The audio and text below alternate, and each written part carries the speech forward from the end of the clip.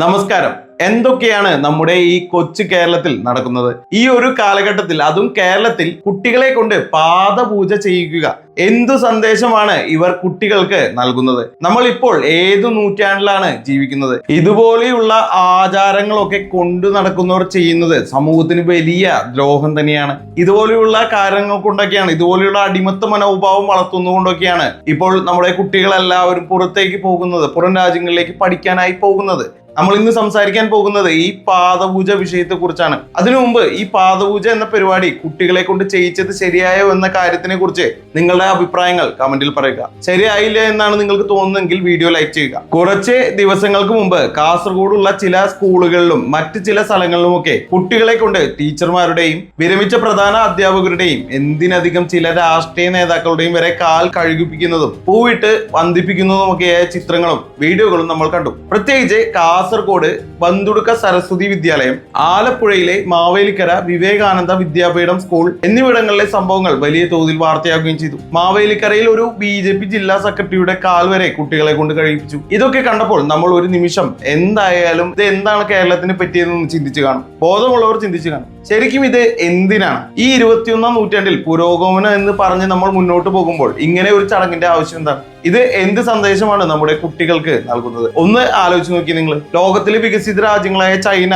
European രാജ്യങ്ങൾ, America പോലുള്ള സ്ഥലങ്ങളിലെ വിദ്യാഭ്യാസ നയങ്ങൾ എങ്ങനെയാണെന്ന്, അവിടെ കുട്ടികളെ പഠിപ്പിക്കുന്നത് സ്വന്തമായി ചിന്തിക്കാനും ധൈര്യമായി ചോദ്യങ്ങൾ ചോദിക്കാനും വിമർശനാത്മകമായി കാര്യങ്ങളെ സമീപിക്കാനും എല്ലാവരും ഒരുപോലെയാണെന്നൊക്കെയാണ്. അവരുടെ സ്കൂളുകളിൽ ഒരു കുട്ടിയെയും മറ്റൊരു വ്യക്തിയുടെ കാൽ കഴിപ്പിക്കാനോ അങ്ങനെ ഒരു അനുസരണയുടെ പാഠം പഠിപ്പിക്കാനോ ശ്രമിക്കാറില്ല. പകരം ഓരോ കുട്ടിയും അവരവരുടെ വ്യക്തിത്വം ഉയർത്തിപ്പിടിച്ച് വളർന്നു വരാനാണ് അവർ അവസരം നൽകുന്നത്. ശാസ്ത്രീയമായ അറിവുകൾക്കും യുക്തിപരമായ ചിന്തയ്ക്കും തുല്യതയ്ക്ക് അധിഷ്ഠിതമായ ഒരു സാമൂഹിക കാഴ്ചപ്പാടിനുമാണ് അവിടെയുള്ള വിദ്യാഭ്യാസം ഊന്നൽ നൽകുന്നത്. ഇങ്ങനെ ഒരു ലോക സാഹചര്യത്തിൽ നമ്മുടെ കേരളത്തിലെ വിദ്യാലയങ്ങൾ ഇങ്ങനെ ഒരു ആചാരം കടന്നു വരുന്നത് നമ്മളെ ശരിക്കും ലജ്ജിപ്പിക്കേണ്ട ഒന്നല്ലേ? നമ്മൾ ശരിക്കും എവിടെയാണ് നിൽക്കുന്നതെന്ന് ഇത് നമ്മളെ ചിന്തിപ്പിക്കുക തന്നെ വേണം. പണ്ട് കാലത്ത് ഈ പാദപൂജ എന്ന് പറയുന്നത് വലിയ ആദരവ് കാണിക്കുന്നതിന്റെ ഭാഗമായിട്ടായിരുന്നു എന്ന് ചിലരൊക്കെ പറയും. പക്ഷേ ഇതിന് ശരിക്കും ഭീകരമായ ഒരു മറ്റു വശം കൂടിയുണ്ട്. ചരിത്രപരമായ രേഖകൾ നമ്മൾ പരിശോധിച്ചാൽ നമുക്ക് മനസ്സിലാകും, പല സമൂഹങ്ങളിലും അടിമകളും കീഴ്ജാതിക്കാരും സാധാരണക്കാരും ഒക്കെ തങ്ങളെ ഭരിക്കുന്നവരുടെ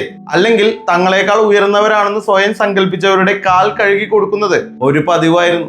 ഇത് അവരുടെ പൂർണ്ണമായ വിധേയത്വത്തെയും അടിമത്തത്തെയും കീഴടങ്ങലിനെയും കാണിക്കുന്ന ഒരു പ്രതീകം കൂടിയായിരുന്നു. അതായത് ഒരു വ്യക്തിക്ക് മറ്റൊരാളുടെ മുന്നിൽ യാതൊരു അവകാശങ്ങളും ഇല്ലെന്നും താൻ പൂർണ്ണമായി കീഴടങ്ങി കഴിഞ്ഞുവെന്നും കാണിക്കുന്നതിന്റെ ഏറ്റവും വലിയ ഉദാഹരണങ്ങളായിരുന്നു ഈ പാദപൂജ.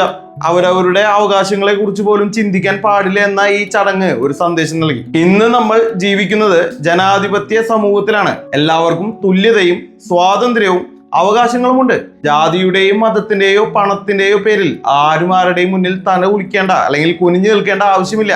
അങ്ങനെ ഒരു സമൂഹത്തിൽ ഒരാൾ മറ്റൊരു വ്യക്തിയുടെ കാൽ കഴുകി കൊടുക്കുന്നത് യഥാർത്ഥത്തിൽ എന്ത് സന്ദേശമാണ് നൽകുന്നത്? അത് ഒരു വ്യക്തിയെ മാനസികമായി താഴ്ത്തി കെട്ടുന്നതിന് തുല്യമല്ലേ? പ്രത്യേകിച്ച് സ്കൂളുകളിൽ ഭാവി തലമുറയെ വാർത്തെടുക്കുന്ന ഈ ഇടങ്ങളിൽ കുട്ടികളെ കൊണ്ട് ഇത് ചെയ്യിക്കുമ്പോൾ അവരുടെ മനസ്സിൽ എന്ത് തരത്തിലുള്ള ചിന്തകളാണ് ഉണ്ടാവുന്നത്? അവിടെ അധ്യാപകനും വിദ്യാർത്ഥിയും തമ്മിൽ ഒരു നല്ല ഗുരു ശിഷ്യ ബന്ധത്തിന് പകരം ഒരാൾക്ക് മറ്റൊരാളുടെ മുന്നിൽ യാതൊരു ചോദ്യവും ചെയ്യാതെ കീഴടങ്ങേണ്ടി വരുന്ന ഒരു സാഹചര്യം സൃഷ്ടിക്കപ്പെടുകയാണ്. ഇത് നമ്മുടെ വിദ്യാഭ്യാസത്തിന്റെ അടിസ്ഥാന ലക്ഷ്യങ്ങൾക്ക് തന്നെ പൂർണ്ണമായും എതിരാണ്. ഇവിടെ ഒരു കാര്യം നമ്മൾ പ്രത്യേകം ഓർക്കണം.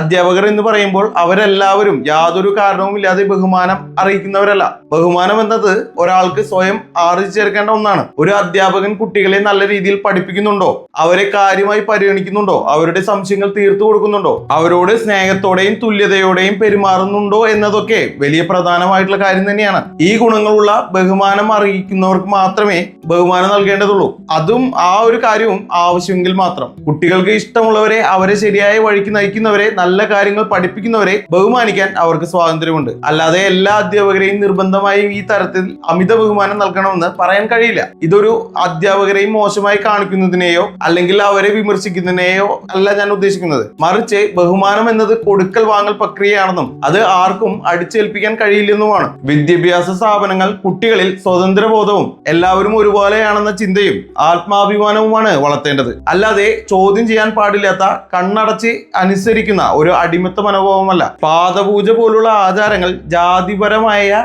ഉച്ച നീചത്വങ്ങളെയും അധികാരം ചിലരുടെ കയ്യിൽ മാത്രം ഒതുങ്ങേണ്ടതാണെന്ന ചിന്താഗതിയും ഓർമ്മിക്കുന്നതാണ്. അതുപോലെ അടിമത്ത മനോഭാവവും വളർത്തും. ഇത്തരം കാര്യങ്ങൾ വിദ്യാഭ്യാസ സ്ഥാപനങ്ങളിൽ പ്രോത്സാഹിപ്പിക്കപ്പെടുന്നത് നമ്മുടെ സമൂഹത്തെ പിന്നോട്ട് വലിക്കുന്നതിന് തുല്യമാണ്. ഒരു പുരോഗമനപരമായ ചിന്താഗതിയുള്ള സമൂഹത്തിന് ഇത് ഒരു നിലയ്ക്കും ഭൂഷണമാണോ എന്ന് നമ്മൾ ഓരോരുത്തരും ചിന്തിക്കണം. ഇത് നമ്മുടെ മതേതരത്വ സങ്കല്പങ്ങൾക്കും ഭരണഘടനാ മൂല്യങ്ങൾക്കും എതിരാണ്. അതുകൊണ്ട് ഇത്തരം കാര്യങ്ങൾക്കെതിരെ നമ്മൾ ഓരോരുത്തരും ശക്തമായി പ്രതികരിക്കേണ്ടത് നമ്മുടെ സമൂഹത്തോടുള്ള, നമ്മുടെ കുട്ടികളോടുള്ള കടമ തന്നെയാണ്. നമ്മുടെ പുതിയ തലമുറയ്ക്ക് തുല്യതയുടെയും ആത്മാഭിമാനത്തിന്റെയും ചോദ്യം ചെയ്യാനുള്ള കഴിവുകളുടെയും പാഠങ്ങൾ പഠിപ്പിക്കാൻ നമുക്ക് കഴിയണം. നിങ്ങളുടെ അഭിപ്രായങ്ങൾ കമന്റായി പറയുക. വീഡിയോ ഇഷ്ടമെങ്കിൽ വീഡിയോ ലൈക്ക് ചെയ്യുക.